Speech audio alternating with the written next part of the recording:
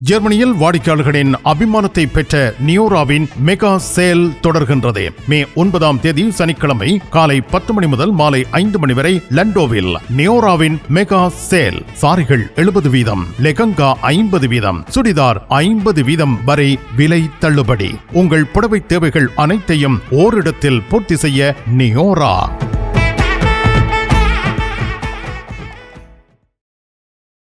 தமிழ் காட்சி ஊடகத்திற்கு நீங்கள் வழங்கி வருகின்ற ஆதரவுக்கு எமது நன்றியை தெரிவித்துக் கொள்கின்றோம். இதுவரையில் சப்ஸ்கிரைப் செய்யாது இருக்கின்ற உறவுகள் தயவு செய்து சப்ஸ்கிரைப் செய்து உங்கள் ஆதரவை தமிழ் காட்சி ஊடகத்திற்கு வழங்கிக் கொள்ளுமாறு மிக்க அன்போடு வேண்டிக் கொள்கின்றோம். மிக்க நன்றி.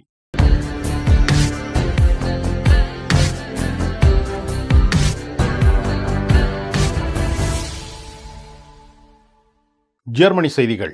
ஜெர்மனி நாட்டில் இருந்து வேலும் மயிலும் ராமகிருஷ்ணன் அவர்கள். தமிழ் உறவுகளே வணக்கம். ஜெர்மனி நாட்டிலிருந்து கடந்த மாதம் மிக குறைவானவர்களே நாடு கடத்தப்பட்டிருப்பதாக அறிவிக்கப்பட்டுள்ளது. கடந்த மாதம் ஜெர்மன் நாட்டில் அகதி விண்ணப்பை மேற்கொண்டு நிராகரிக்கப்பட்டவர்களை நாடு கடத்திய எண்ணிக்கையானது மிகவும் குறைவாக உள்ளதாக தெரிவிக்கப்பட்டிருக்கின்றது. அதாவது 1344 பேரே இவ்வாறு தமது சொந்த நாட்டுக்கு திருப்பி அனுப்பி வைக்கப்பட்டுள்ளதாக தெரிய வந்திருக்கின்றது. இதே வேளையில் கடந்த ஆண்டு இதே மாதத்துடன் ஒப்பிடும் பொழுது இவ்வாண்டு இந்த மாதத்தில் நாட்டுக்கு திருப்பி அனுப்பியவர்களுடைய எண்ணிக்கை குறைவாக உள்ளதாக தெரிவிக்கப்பட்டிருக்கின்றது. இதே வேளையில் ஜெர்மனியின் தற்போதைய உள்ளூராட்சி அமைச்சரான அலெக்சாண்டர் டோம்ப்ரிங் அவர்கள் நாடு கடத்தப்படுவதற்கு ஏதுவான நிலையில் உள்ளவர்களை துரிதமான முறையில் நாடு கடத்துவதற்கு ஏற்ற வகையில் புதிய சட்டம் ஒன்றை பாராளுமன்றத்தில் சமர்ப்பிக்க உள்ளதாக தெரிய வந்திருக்கின்றது. இதே வேளையில் வருகின்ற 12/6/2026 அன்று புதிய அகதி சட்டம், குறிப்பாக ஐரோப்பாவிற்கான பொதுவான அகதி சட்டம் நடைமுறைக்கு வர உள்ளது என்பதும் குறிப்பிடத்தக்கதாகும். இந்த புதிய சட்டத்தின் மூலம் நாடு கடத்தல் படலங்கள் மிகவும் துரிதப்படுத்தப்படலாம் என்றும் எதிர்பார்க்கப்படுவதாக தெரிய வந்திருக்கின்றது. கிழக்கு பெர்லினில் பாதசாரிகள் மீது வாகனம் மோதியதில் 2 உயிரிழந்துள்ளனர். கிழக்கு ஜெர்மனியின் ஒரு நகரமான லைப்சிக் என்ற நகரத்தில் ஒருவர் தனது காரினால் பாதசாரிகள் மீது தாக்குதலை மேற்கொண்டதாக தெரிய வந்திருக்கின்றது. இந்த மோதலின் காரணமாக 2 பேர் கொலை செய்யப்பட்டதாக தெரிய வந்திருக்கின்றது. இதே வேளையில் இந்த வாகனத்தை ஓட்டி வந்த நபரானவர் ஒரு குத்துச்சண்டை வீரன் என்றும் இவர் மனோவியல் ரீதியில் மிகவும் பாதிக்கப்பட்ட நிலையில் இருந்ததாக தெரிய வந்திருக்கின்றது. இதே வேளையில் இந்த செயலில் ஈடுபட்டதாக கருதப்படுகின்ற இந்த நபர் தற்பொழுது கைது செய்யப்பட்டுள்ளதாகவும் விசாரணை தொடர்ந்து நடைபெற்று வருவதாக தெரிய வந்திருக்கின்றது. இதே வேளையில் இந்த மனோவியல் ரீதியில் பாதிக்கப்பட்ட இந்த குற்றத்தை புரிந்த நபரானவர் விசாரணையில் பங்கு பெற்றக்கூடிய அளவில் உடலோ அல்லது மனோவியல் ரீதியில் பலமான நிலையில் இல்லை என்றும் தெரிய வந்திருக்கின்றது. ஜெர்மனி வயன் மாநிலத்தில் கொலை சம்பவம் ஒன்று நிகழ்ந்துள்ளது. ஜெர்மனியின் வயன் மாநிலத்தில் ஆல்கோ என்ற பிரதேசத்தில் உள்ள அகதி முகாமில் வாழ்ந்த பலஸ்தீனத்தை பரப்படமாக கொண்ட 37 வயதுடைய நபர் அந்த பிரதேசத்தில் உள்ள 13 வயதுடைய சிறுவன் ஒருவனை கொலை செய்ததாக சந்தேகிக்கப்படுகின்றது.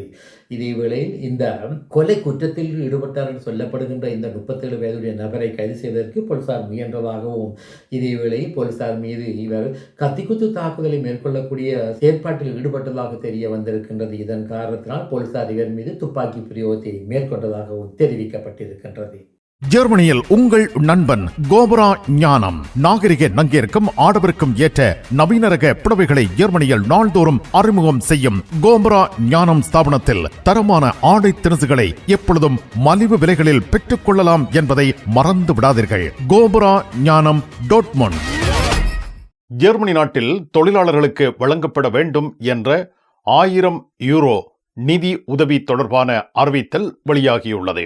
ஜெர்மனியின் பாராளுமன்றத்தில் தற்போதைய பொருளாதார நெருக்கடி நிலைமைகளை கொண்டு தொழிலாளர்களுக்கு அந்த தொழிலாளர் எந்த நிறுவனத்தில் வேலை செய்கின்றார்களோ அந்த நிறுவனமானது சுய விருப்பத்தின் அடிப்படையில் 1000 யூரோக்களை ஊக்குவிப்பு நிதியமாக வழங்கும் வகையில் சட்டம் ஒன்று இயற்றப்பட்டிருந்தது. இந்த சட்டத்திற்கு உடைய மேலதிக ஒப்புதலை ஜெர்மனியின் பாராளுமன்ற மேல்சபையான புண்டஸ்ராட்டானது வருகின்ற 8/5/2026 ஒப்புதலை அளிக்கலாம் என்று எதிர்பார்க்கப்படுகின்றது. அதாவது பாராளுமன்ற மேல்சபையில் இது வாக்கெடுப்புக்கு விடப்படும் என்றும் தெரிய வந்திருக்கின்றது.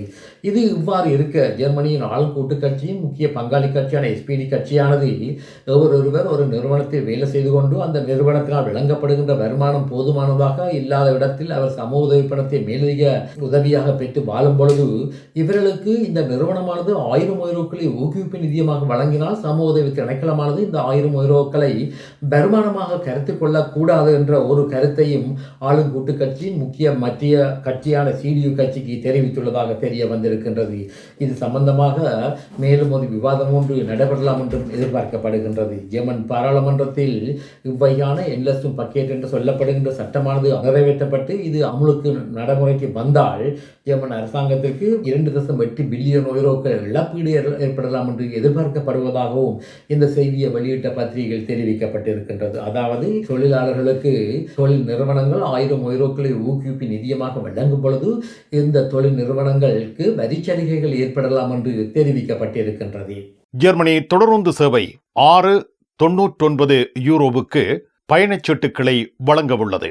ஜெர்மனியின் டொச்ச பான் சொல்லப்படுகின்ற இந்த தொடருந்து சேவையானது சில போக்குவரத்தில் ஈடுபடுகின்றவர்களுக்கு 6 யூரோக்கள் 99 சென்ட்டுக்கு பிரயாண அட்டைகளை குறிப்பிட்ட காலத்திற்கு விற்க உள்ளதாக தெரிய வந்திருக்கின்றது. அதாவது 9/6/2026 இது நடைமுறைக்கு வரும் என்றும், குறிப்பாக ஜெர்மனியின் பெர்லின், லைப்சிக் மற்றும் ஹம்போர்க் மற்றும் டென்மார்க்கின் கோப்பன்ஹாகன் நகரத்துக்கு செல்லுகின்ற தொடருந்தில் பிரயாணம் செய்கின்றவர்களுக்கு இவ்வகையான சலுகைகள் வழங்கப்படும் என்றும் தெரிய வந்திருக்கின்றது. குறிப்பாக 9/6/2026 இது நடைமுறைக்கு வரும் என்றும், அதாவது சனி மற்றும் ஞாயிற்றுக்கிழமையும் மற்றும் தொடர்ந்து வருகின்ற 3 கிழமைகளுக்கு இது அமுலில் இருக்கும் என்றும் தெரிய வந்திருக்கின்றது. இதே வேளையில் இந்த லாஸ்ட் மினிட் டிக்கெட் என்று சொல்லப்படுகின்ற கடைசி நேரத்தில் விற்கப்படுகின்ற இந்த பிரயாண அட்டை 6 யூரோக்கள் 99 சென்ட்டுக்கு விற்கப்படும் என்றும், இதே வேளையில் மேலதிக விவரங்கள் பற்றி இந்த செய்தியை வெளியிட்ட பத்திரிகையானது தெரிவிக்கவில்லை என்பதும் குறிப்பிடத்தக்கதாகும். டோட்முண்டில் ராஜமுத்திரை SK சில்க்ஸ் பாரடைஸ் உங்களுக்கு பிடித்தமான ஆடைகள் அனைத்தும் மாபெரும் மலிவு விற்பனை. ஒவ்வொரு சனிக்கிழமையும் அதிவிசேட மலிவு விற்பனை. விஜயம் செய்யுங்கள் SK சில்க்ஸ் பாரடைஸ் டோட்முண்ட். இனி உலகச் செய்திகள். ஹோமூஸ் நீரிணை பிரதேசத்தில் அமெரிக்காவானது ஈரானுடைய அதிவேக படகுகள் மீது தாக்குதல் நடத்தியதாக தெரிய வந்திருக்கின்றது. அதாவது அமெரிக்காவுடைய கடற்படையானது 6 வகையான அதிவேக படகுகளை ஹோமூஸ் நீரிணை பிரதேசத்தில் மூழ்கடித்ததாக தெரிய வந்திருக்கின்றது. இந்த மூழ்கடிப்புக்கு பதிலடியாக ஈரானிய அரச படையினர் ஐக்கிய அரபு எமிரகத்தின் மீது தாக்குதல் நடத்தியதாக தெரிய வந்திருக்கின்றது. அண்மை காலங்களாக ஐக்கிய அரபு எமிரகத்தின் மீது ஈரானானது கடுமையான தாக்குதல் நடத்தி வருவது என்பது குறிப்பிடத்தக்கதாகும். அதாவது ஐக்கிய அரபு எமிரகமானது இஸ்ரேலுடன் நெருங்கிய தொடர்புகளை பேணி வருவதும் இதற்கு முக்கிய காரணமாக அமைந்துள்ளதாகவும் சில பத்திரிகை செய்திகளில் தெரிவிக்கப்பட்டிருக்கின்றது. ஈரானானது பேச்சுவார்த்தை சம்பந்தமாக சில பேச்சுவார்த்தை நகல்களை அமெரிக்காவுக்கு சமர்ப்பித்ததாகவும், இதேவேளையில் அமெரிக்க அதிபர் டொனால்ட் ட்ரம்ப் அவர்கள் இந்த பேச்சுவார்த்தை நகல்களில் திருப்தியை அடையவில்லை என்றும் தெரிய வந்திருக்கின்றது. ஈரானானது தொடர்ந்தும் இவ்வாறான நடவடிக்கைகளை மேற்கொள்ளுமாக இருந்தால் ஈரான் மீது மூர்க்கத்தனமான தாக்குதலை அமெரிக்கா நடாத்தும் என்றும், ஈரானானது வரைபடத்திலிருந்து இல்லாது ஒழிக்கப்படக்கூடிய வாய்ப்பு உள்ளதாகவும் அமெரிக்க அதிபர் டொனால்ட் ட்ரம்ப் அவர்கள் குறிப்பிட்டதாக சில செய்திகளில் தெரிவிக்கப்பட்டிருக்கின்றது. இதே வேளையில் அமெரிக்காவானது ஏற்கனவே குறிப்பிட்டது போல் நாட்டோ அமைப்பை சேர்ந்த அமெரிக்க துருப்புக்கள் 5000 பேரை ஜெர்மன் நாட்டிலிருந்து திருப்பி அழைப்பதற்கு உறுதி பூண்டுள்ளதாக தெரிவிக்கப்பட்டிருக்கின்றது. இதே வேளையில் அமெரிக்காவின் இந்த நடவடிக்கையானது ஜெர்மன் அரசியல்வாதிகளுக்கு மிகவும் ஆச்சரியத்தை ஏற்படுத்தியுள்ளதாக தெரிவிக்கப்பட்டிருக்கின்றது. மிக்க நன்றி வேலும் மயிலும் ராமகிருஷ்ணன் அவர்களே. மீண்டும் சந்திப்போம். வணக்கம். அதெல்லாம் இருக்கட்டுமாப்பா, வீட்டு டிடி பாக்ஸ் இருக்கோ என்ன இல்லையோ? எனக்கு விசாக்கு முதல் டிடி பாக்ஸ் இருக்கும் இல்ல? சரி, ஓகே, பாய். நைட் எடுக்கிறேன் என்ன? சரியா? இங்க என்னடா வாங்கி விற்கிறாராம். என்னப்பா உலகம் டிடி பாக்ஸ் எல்லாம் இருந்திருக்கு? இல்ல, அவர் என்னன்னு சொன்னா ஃபுட் சிட்டி வச்சுக்கிறாரு தானே, இப்ப கொஞ்சம் பிஸியா இருப்பார். அவர் வீட்டை டிவியும் பாக்குறீல, அப்ப இப்ப நான் போறேன் தானே, இப்ப வாங்கி விற்பேன்.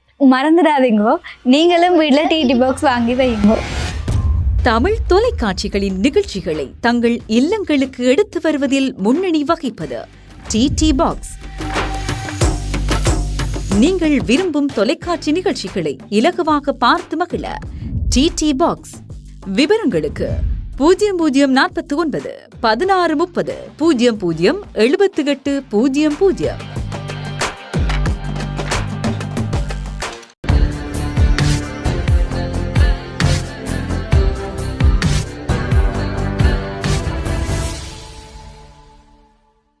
ஜெர்மனியில் வாடிக்கையாளர்களின் அபிமானத்தை பெற்ற நியோராவின் மெகா சேல் தொடர்கின்றது. மே மாதம் 10ஆம் தேதி ஞாயிற்றுக்கிழமை காலை 10 மணி முதல் மாலை 5 மணி வரை ஸ்டுட்கார்ட்டில் நியோராவின் மெகா சேல். சாரிகள் 70%, லெகங்கா 50%, சுடிதார் 50% வரை விலை தள்ளுபடி. உங்கள் புடவை தேவைகள் அனைத்தையும் ஓரிடத்தில் பூர்த்தி செய்ய நியோரா.